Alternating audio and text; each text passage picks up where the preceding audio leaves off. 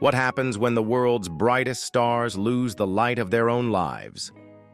Hollywood's golden age may have glittered on screen, but behind the cameras, its legends like Chaplin, Brando, and Reynolds endured heartbreaking tragedies, the deaths of their own children. These were not just personal losses, but emotional scars that forever changed their lives. Stay with us as we reveal 25 deeply personal stories where fame was no shield from silent tears. Untold truths, raw emotions, and unforgettable heartbreak await you.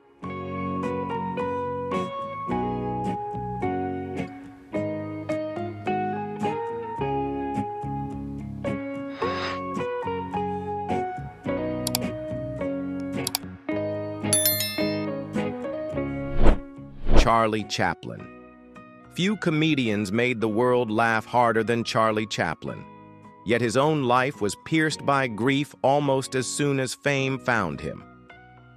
On July 10, 1919, three-day-old Norman Spencer Chaplin, nicknamed the Little Mouse, succumbed to complications of prematurity in a Los Angeles clinic. Chaplin was only 30 and newly married to teenage actress Mildred Harris. Witnesses recalled the performer pacing hospital corridors in stunned silence. Production on Sunnyside halted, and within weeks he began sculpting The Kid, a film about an abandoned infant rescued by a man. Colleagues said the picture's aching heart came straight from Norman's brief life, and Chaplin quietly funded children's charities for years afterward.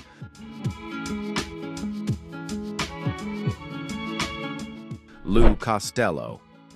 At the height of Abbott and Costello mania, audiences tuned in on November 4, 1943, expecting another riotous radio show, only to hear Lou Costello's trembling voice perform "Who's On First" through tears. Just hours earlier, 14-month-old Lou Costello Jr. had slipped from his playpen and drowned in the backyard pool. Costello finished the broadcast as a memorial, then collapsed. Friends said the comic was never the same. He gained weight, pushed himself into grueling tours for war bond drives, and kept a teddy bear that had been Butch's on every set. The tragedy also spurred Costello to raise more than $1 million for the March of Dimes. Determined, he said, to keep other parents from feeling what I feel tonight. Follow us for more raw, real glimpses into the lives of icons who lived, loved, and lost.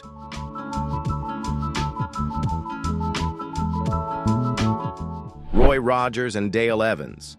America's King of the Cowboys and Queen of the West were riding high when their third child, Robin Elizabeth Rogers, was born on August 26, 1950. A tiny girl with Down syndrome and a severe heart defect, doctors advised institutionalization. Roy and Dale took her home instead, singing lullabies between oxygen treatments. After Robin's death on August 24, 1952, from mumps and encephalitis, the couple's grief turned missionary. Dale penned the bestseller Angel Unaware, speaking in Robin's celestial voice about acceptance. All royalties funded what became the Ark for Developmental Disabilities. Roy later said that every autograph he signed carried Robin's spirit because she had taught the toughest cowboy how to love without limits.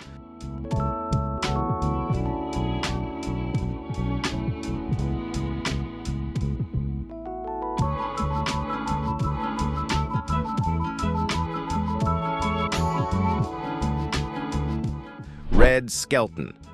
Television clown. Red Skelton ended every show with "Good night and may God bless," a benediction forged in sorrow. His 9-year-old namesake, Richard Skelton, died of leukemia on May 10, 1958, after 16 months of experimental treatments.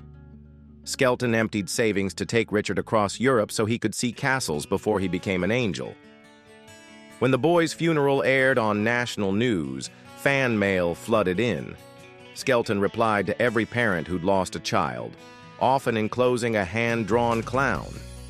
In sketches thereafter, he broke character only once, raising misty eyes to the audience on Richard's birthday before blowing a solitary kiss.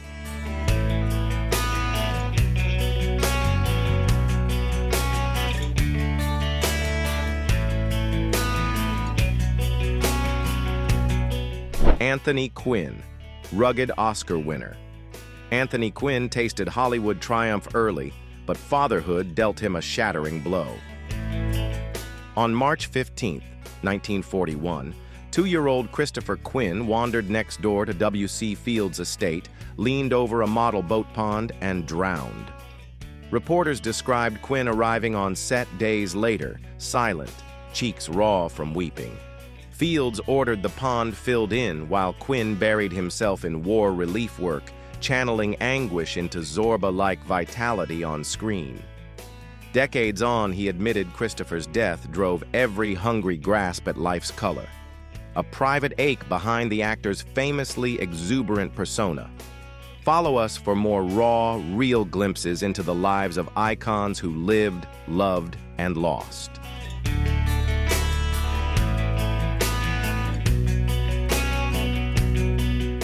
Gregory Peck. To millions, he was Atticus Finch. But in June 1975, Peck's real-life role as father was rocked when Jonathan Peck, 31, a television journalist and former Marine, died by suicide with a firearm. Peck was filming in France. He raced home, canceled projects, and slipped from public view. Friends said he replayed father-son conversations nightly, wondering what signals he'd missed. Within a year, he joined the board of the American Foundation for Suicide Prevention, hosting quiet fundraisers in Beverly Hills and speaking without cameras to parents and grief groups. "I've played heroes," he told one gathering, "but the bravest souls are sitting in the circle."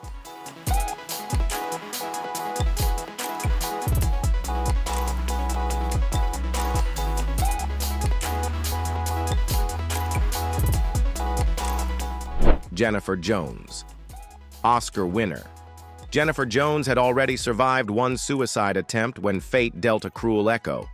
On May 11, 1976, her 21-year-old daughter, Mary Jennifer Selznick, leapt from the 22nd floor roof of a Los Angeles hotel while Jones was at her own father's deathbed. The double blow sent the actress into seclusion, emerging only to co-found the Jennifer Jones Simon Foundation for Mental Health. She quietly underwrote hotlines, scholarships for psychiatric nursing, and the nation's first celebrity PSA framing depression as an illness, not a shame. Visitors to the Norton Simon Museum often saw her gazing at serene landscapes. Docents whispered she hung them where Mary's favorite colors glowed brightest.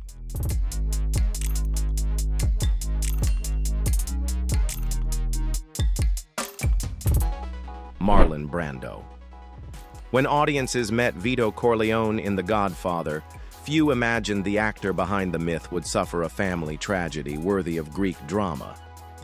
Marlon Brando's rebellious daughter, Tarita Cheyenne Brando, was born in Tahiti in 1970 and grew up in the long shadow of her father's global fame.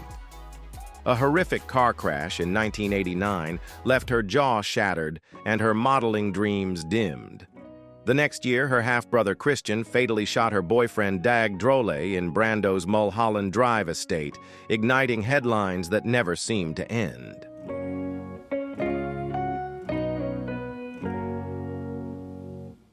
By April 16, 1995, the 25-year-old, already twice hospitalized for suicide attempts, was living in near seclusion on Tetiaroa when she hanged herself with a telephone cord.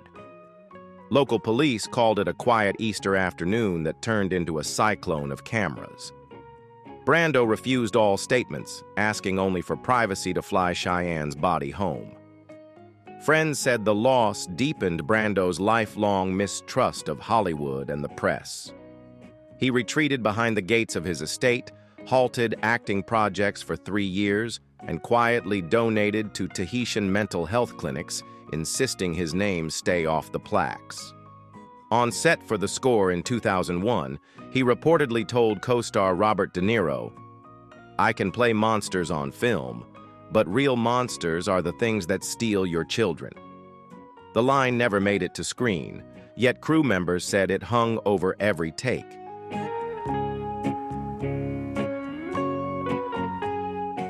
Bing Crosby. The crooner who sang White Christmas knew a winter of the soul on December 11, 1989, when Lindsay Harry Crosby, his youngest son with first wife Dixie Lee, died by a self-inflicted gunshot in Calabasas, California. Lindsay, 51, had battled alcoholism and depression. Weeks earlier, attorneys revealed the oil trust that funded his modest lifestyle was bankrupt, triggering what family spokespeople called a fatal despair. Bing had already buried Dixie, who died of ovarian cancer in 1952 and weathered public accusations of strict parenting. Lindsay's death and Dennis Crosby's suicide 18 months later forced the elder Crosby to reckon with generational pain. He established a private foundation that paid for rehab stays of entertainers' children and began ending interviews with a plea, "Call your kids today." Those who visited his Hillsborough home in the 1990s recall hymn sheets on the piano and no Christmas lights. He said the song now made him think of empty chairs.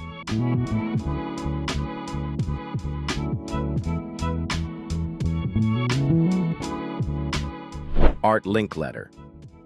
TV's genial house party host was shattered on October 4, 1969, when 20-year-old Diane Linkletter leapt from her 6th-floor West Hollywood apartment.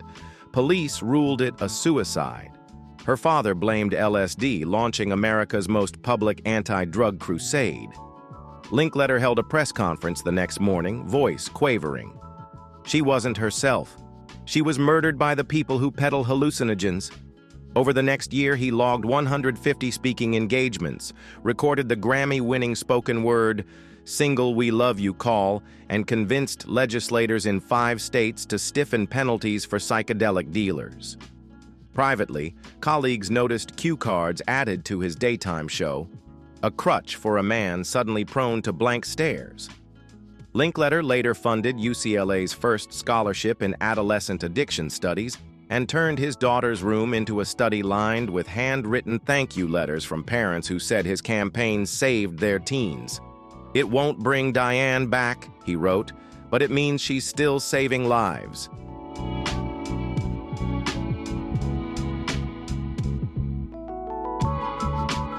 Ray Milland, Oscar winner. Ray Milland spent his career portraying suave survivors. But on March 24th of 1981, he confronted a crisis no script could solve. 41-year-old Daniel Milland, his only biological child, was found dead of a self-inflicted rifle wound in his West LA apartment. Coroners cited financial worries and chronic pain after a car accident. Crew members on Milland's final TV movie recall the actor arriving 3 days after the funeral, costume immaculate, eyes bloodshot. Between takes, he sat alone, sketching Daniel's signature repeatedly on scrap paper. He turned down all roles for the next year, resurfacing only to record a PSA urging men to talk before the tipping point. When he published his memoir, Wide-Eyed in Babylon, in 1984, the dedication read simply, "For Danny, forever on location."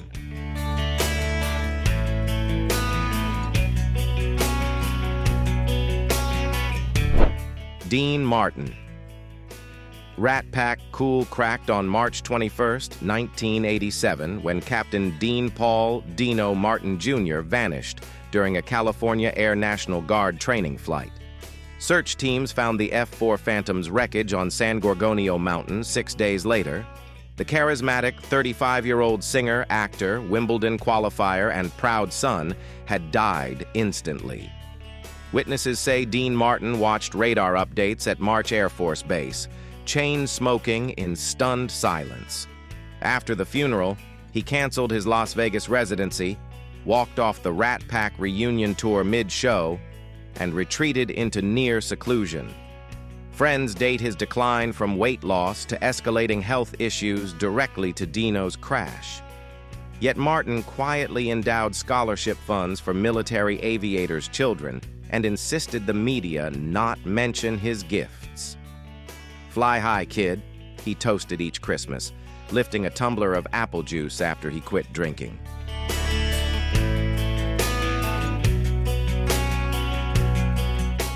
Jimmy Stewart.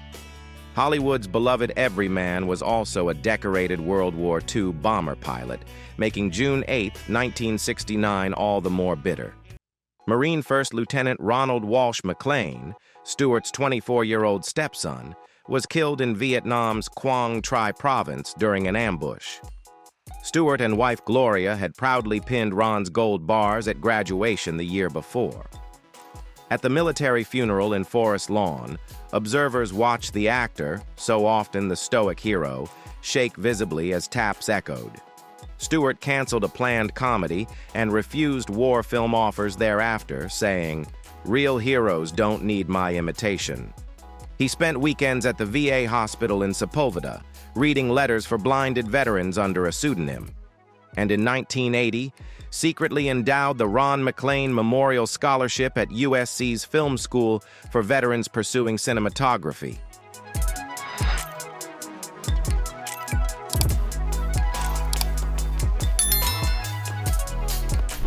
James Arness.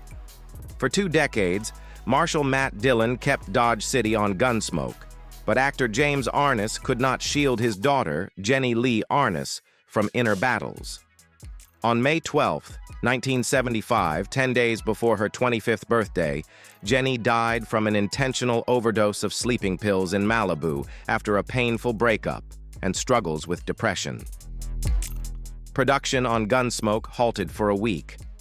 Cast members remembered Arness standing on the empty saloon set, staring at the swinging doors. He never spoke publicly about Jenny, but crew noticed a subtle tribute. The Marshal's badge he wore in the final season bore her initials etched on the reverse. Offset, Arness funded anonymous grants to the American Foundation for Suicide Prevention, stipulating they be used for outreach in rural communities where cowboys ride alone. His son Ralph later said, "The toughest man on television spent every May 12th walking the California surf, whispering poems Jenny once wrote about the ocean."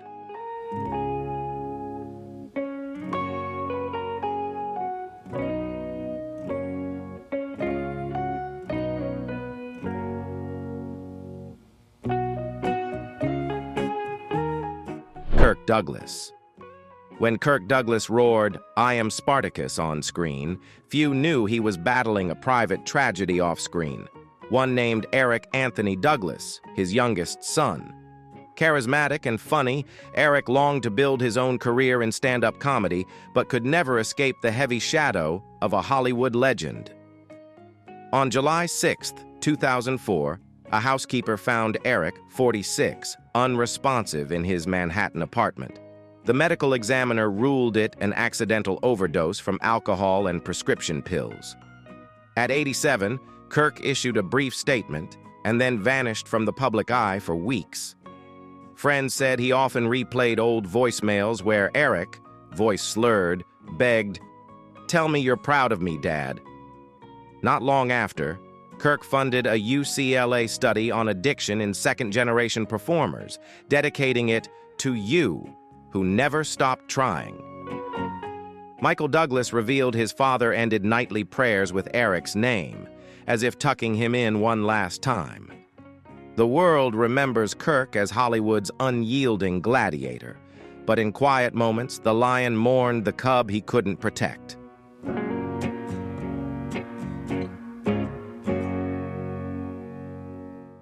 Paul Newman and Joanne Woodward. Blue-eyed icon Paul Newman believed no race was ever truly lost until November 20, 1978, when Alan Scott Newman, 28, was discovered lifeless in a Los Angeles hotel, felled by a lethal mix of alcohol, Valium, and painkillers. Officially ruled an accidental overdose, Paul, who had played tragic anti-heroes for decades, suddenly faced a story he couldn't rewrite. He canceled shoots, barricaded himself in a Connecticut barn, and drank alone until dawn. When he emerged, it was with a mission: the Scott Newman Center, a nonprofit bringing drug education to schools nationwide. Joanne Woodward supported the effort by auctioning memorabilia. Her Oscar dress bought the center's first projector. Years later, Newman's salad dressing profits quietly bankrolled rehab scholarships for young people. If you believe that behind the fame are hearts that break just like ours, leave a comment or share this story.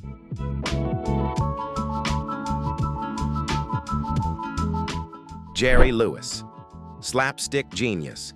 Jerry Lewis raised billions for Jerry's kids, but heartbreak stalked his own family. Youngest son, Joseph Christopher Lewis, adored his father, yet struggled with addiction and homelessness. On October 24, 2009, at just 45, Joseph died alone in Utah of acute morphine intoxication. Tabloids pounced on reports that the comedian had been estranged from Joseph for years and declined funeral expenses.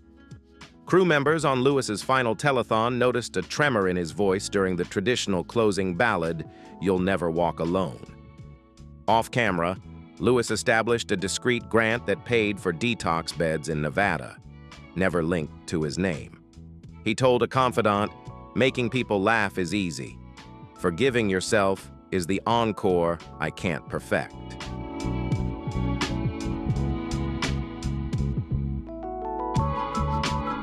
Frank Sinatra Jr.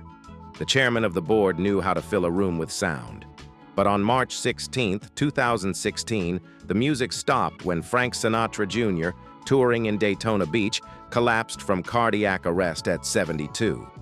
Sinatra Sr. had died in 1998, yet family and fans still saw Jr. as the keeper of his father's swing. Nancy Sinatra said her brother spent life living two careers at once, his and Dad's. At the memorial, archived footage showed Jr. conducting his father's orchestra, then lowering the baton with a wistful grin. Tina Sinatra later disclosed that her late brother's set lists ended with "My Way Only When Their Father Attended," an unspoken duet. After Jr.'s passing, the Sinatra estate funded music therapy scholarships branded with the lyrics, "Sleep Warm," New York's farewell tweet. The world heard another Sinatra voice fall silent. But within the family, the echo lingers like a saxophone fading into moonlight.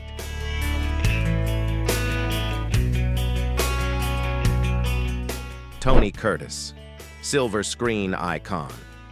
Tony Curtis conquered Hollywood in Some Like It Hot, but couldn't save his 23-year-old son, Nicholas Bernard Curtis, a musician with Leslie Allen. On July 2, 1994, Nicholas was found dead in Cape Cod, Massachusetts after a heroin-induced seizure. Police discovered baggies labeled "Ready to Die" near his body, a tragic irony for a young man who once improvised jazz solos backstage.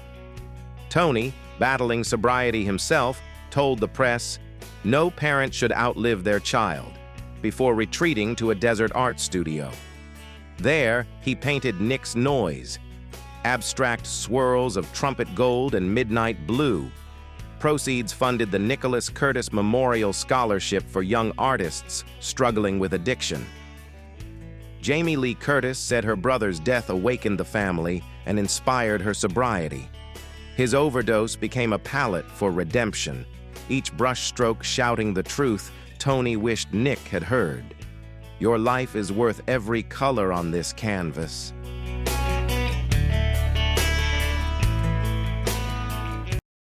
Debbie Reynolds. America's perky sweetheart from Singing in the Rain endured a finale no scriptwriter would dare. On December 27, 2016, her daughter Carrie Fisher, Princess Leia herself, died at 60 after a massive mid-flight cardiac event complicated by sleep apnea and drug residue. Just 24 hours later, on December 28th, Reynolds suffered a fatal stroke while planning Carrie's funeral. Todd Fisher said her last whispered words were, "I want to be with Carrie."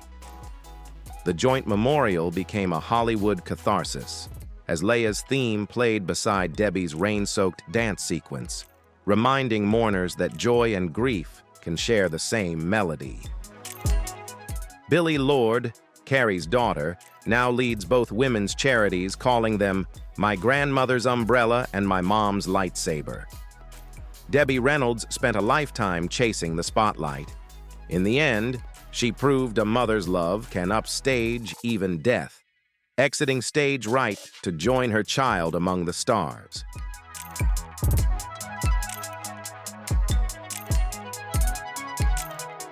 Veronica Lake. The peekaboo siren of This Gun for Hire spent 1943 learning how fragile glamour can be. While filming The Hour Before Dawn, Lake slipped on a studio cable, triggering sudden labor.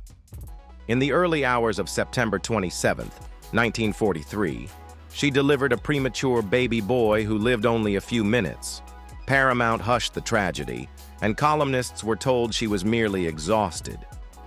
Co-star Franchot Tone later described Lake standing alone on the soundstage at night, staring into the empty cot of a prop nursery set, as if willing the real child to return. Back home, her marriage to art director John Dietly collapsed. She filed for divorce weeks after the funeral and began drinking heavily, often clashing with producers. The loss also changed her roles. She fought to play war nurses and down-on-their-luck heroines, saying she wanted stories about women who keep going after the worst thing happens. The world remembers the hairstyle. In her dressing room mirror, she saw only a mother without a son.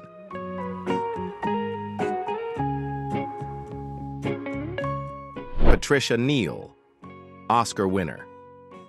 Patricia Neal conquered Broadway before dazzling Hollywood in HUD, but her greatest role was meant to be at home in Buckinghamshire, England. On November 17, 1962, 7-year-old Olivia, Patricia's eldest with author Roald Dahl, died from measles and encephalitis, a complication that struck as she seemed to be recovering. Doctors could do nothing. A vaccine was still a year away. When Neal called her agent, her voice reportedly sounded like it came from the bottom of a well. Roald poured grief into advocacy, penning a famous open letter urging parents to vaccinate, while Patricia threw herself into filming HUD just months later. Cast and crew noticed she wore a locket of Olivia's hair under her blouse and avoided any measles references. In interviews, she spoke of faith, but friends say she reread James and the Giant Peach, dedicated to Olivia, to feel close to her daughter. Decades on, every speech Patricia Neal gave to the March of Dimes began with the words, "For my Libby, whose story might save another child."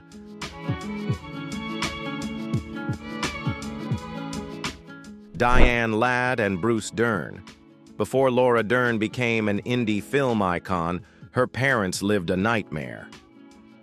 Their first child, Diane Elizabeth Dern, was born November 27, 1960, a blonde cherub who charmed visitors on the Wild River set.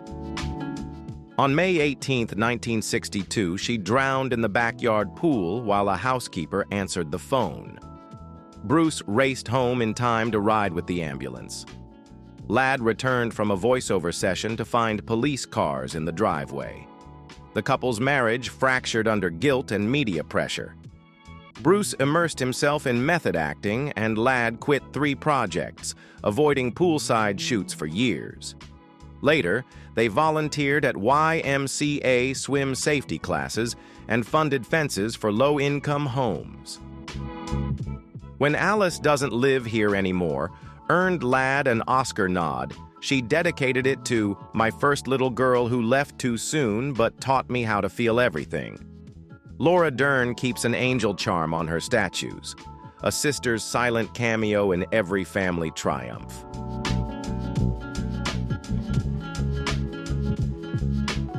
Lana Turner. Hollywood's platinum goddess adored melodrama on screen, but off-screen chose heartbroken silence. In February 1949, while separated from millionaire Henry Topping Jr., Turner went into premature labor and delivered a stillborn baby boy named John Paul.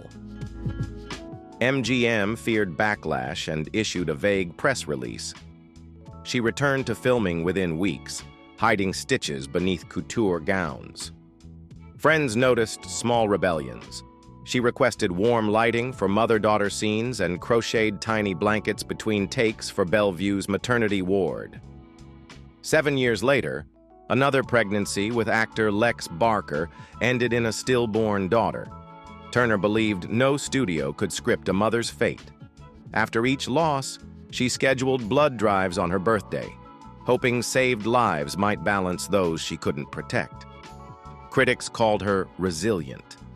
In her private diary, she wrote, "Resilience is just heartbreak wearing diamonds."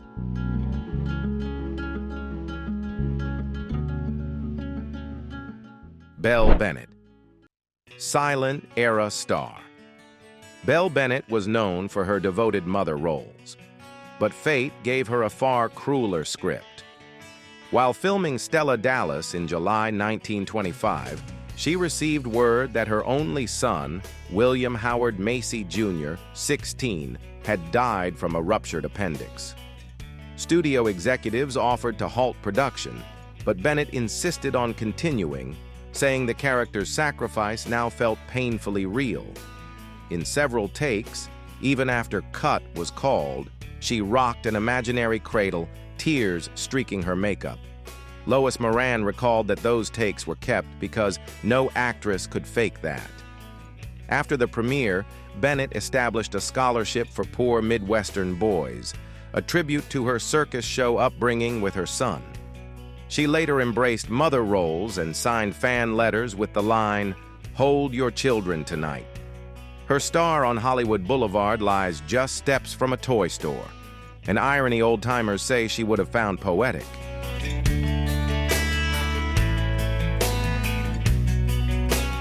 From studio palaces to cramped motel rooms, these 25 stories reveal a truth no spotlight can hide. Behind old Hollywood's shimmering facade were parents who grieved like any other, turning loss into art, compassion, and whispered bedtime prayers only their lost children could hear. Their legacy reminds us that fame may dazzle, but love and grief always write the final scene. Like and subscribe to explore more untold emotional stories behind Hollywood's brightest stars.